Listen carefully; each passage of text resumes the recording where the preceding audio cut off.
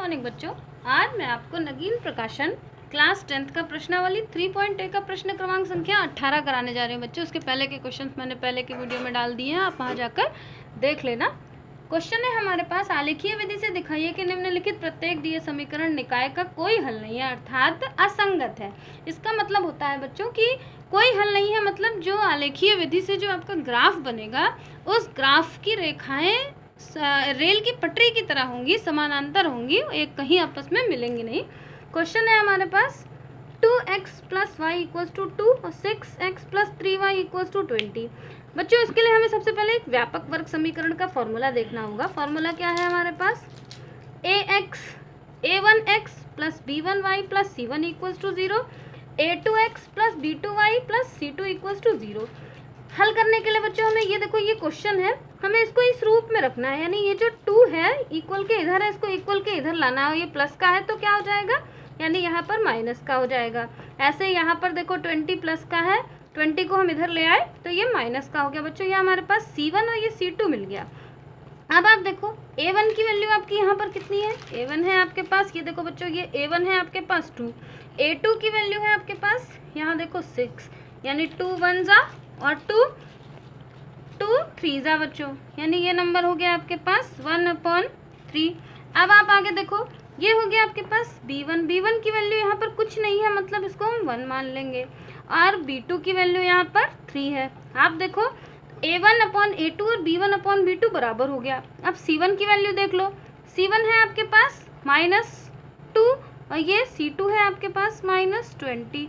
Minus से minus cancel हो गया, 2 1 जा और 2 10 जा। आप देखो ये इनके बराबर नहीं है, मतलब क्या हुआ, ये बराबर है a1/a2 और b1/b2, लेकिन b1/b2 और c1/c2 बराबर नहीं है, तो इसको आप ऐसे लिख दो। इसका मतलब हुआ अतः इसके अपरिमित रूप से कोई हल नहीं है। अब आप देखो, अब हमें इसको आलेखीय रूप विधि से दिखाने के लिए हमें क्या करना है, इसका ग्राफ बनाना है। ग्राफ के लिए आप एक ऐसे सारणी बना लो। अब क्वेश्चन लिख लो आपके पास 2x + y = 2। अब आप देखो इसमें हमने x की वैल्यू अगर हमने बाहर कर ली, देखो 2x, तो यहाँ पर 2 ये प्लस का है बाहर चला गया, y माइनस का, अब x = आपके पास हो गया 2 - y = x। सबसे पहले देखो y की वैल्यू अगर हमने 0 रख दी, y की वैल्यू यहाँ 0 रख दी है, तो आपके पास क्या आ गया 2 - 0, और यहाँ पर कितना है ये बच्चों, यहाँ 2 होगा, ये जो 2 आया था यहाँ पर। अब देखो ये आपके पास कितना आ गया, यहाँ 0, यानी 2 1 जा 2 और 2 1 जा 2, ये x की वैल्यू आ गई हमारे पास 1। अब आप देखो फिर दूसरी वैल्यू के लिए क्या करना पड़ेगा, यहाँ पर आप देखो, अब हमने लिख दिया x = 2 - y = 2। x किस बार y की वैल्यू बच्चों 2 रख दो, y की वैल्यू 2 हो गई तो कितनी हो गई 2 माइनस यहाँ 0/2। जब देखो अब यहाँ पर कितनी हो गई, जब ये 2 माइनस, नहीं बच्चों यहाँ पर 2 रख दो y की वैल्यू, तो ये कितनी हो गई 2 में से 2 माइनस हुआ 0 और यहाँ 2, यानी इस बार x की वैल्यू हो गई 0। अब देखो ये हमारे पास सारणी मिल गई। अब ये दूसरे के लिए क्या करना पड़ेगा, 6x + 3y = 20।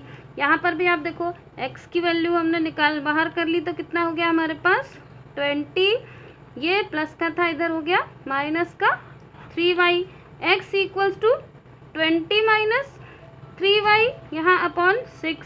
इस बार देखो वैल्यू हमने y की 2 रख दी, जब y की वैल्यू हमने 2 रख दी तो 3, यहाँ पर देखो 2, ये 6 हो गया। अब कितना हो गया बच्चों, अब देखो 3 यहाँ हो गया 20, यहाँ 3 2 जा 6/6, यानी कितना नंबर हो गया, ये नंबर हो गया आपके पास, इसमें से इसको माइनस कर दोगे तो 14/6। कट कर दो बच्चों तो आपके पास आ गया, जब आप इसको कट कर दोगे तो 2.3 आ गया, यानी 2.3। इस बार देखो अब दूसरा नंबर इस बार हम रख देते हैं, नंबर अगर हम 1 रख दें, यानी 20 - 3y/6। इस बार y की वैल्यू बच्चों 6 रख दो, यानी 20 - 3, यहाँ पर देखो y की वैल्यू हमने कितनी 1 रखी, तो आपके पास कितना आ गया 20 और यहाँ -3 1 जा 3/6, इसमें से माइनस हुआ 17/3। देखो 17 अपॉन आपके पास 6, जब हम इसको डिवाइड कर देंगे तो हमारे पास आ जाएगा 2.83। आप डिवाइड करना आपको आता ही है, आप यहाँ लिख दो 2.83। अब आप देखो इसको हमें ग्राफ पर दिखाना है। ग्राफ पर दिखाने के लिए बच्चों देखो, ग्राफ पर दिखाने के लिए ये वैल्यू आप देखो, x की वैल्यू हमारे पास यहाँ पर ये x की वैल्यू 1 है और y की वैल्यू 0। फिर देखो x की वैल्यू हमारे यहाँ पर देखो x की वैल्यू हमारी 0 है और y की वैल्यू 2, इसको हमने मिला दिया। दूसरा में देखो आपके पास x की वैल्यू है, यहाँ देखो 2.3 यहाँ आएगा और y की वैल्यू हमारे पास 2 है, ये देखो बच्चों ये। अब इसके बाद y की वैल्यू हमारे पास बच्चों देखो x की वैल्यू है 2.83 यानी 3 से कुछ कम हो जाएगा और y की वैल्यू हो गई 1। ये देखो आपकी y की वैल्यू यहाँ, इसको आप ज्वाइन कर दो बच्चों। ये देखो सबसे पहले x की वैल्यू लिखी जाती है, फिर y की वैल्यू लिखी जाती है। इसी के साथ मेरा ये क्वेश्चन बच्चों, इसी के साथ मेरा वीडियो पूरा हुआ। आपको मेरा वीडियो अच्छा लगे तो लाइक करना, शेयर करना। और ये देखो ये मेरे वीडियो की मैं आपको ये इमेज दे रही हूँ। बच्चों मेरा वीडियो लाइक करना, शेयर करना और सब्सक्राइब करना। आगे के सारे क्वेश्चंस मैं आपको ऐसे ही देती रहूँगी। बाय बच्चों।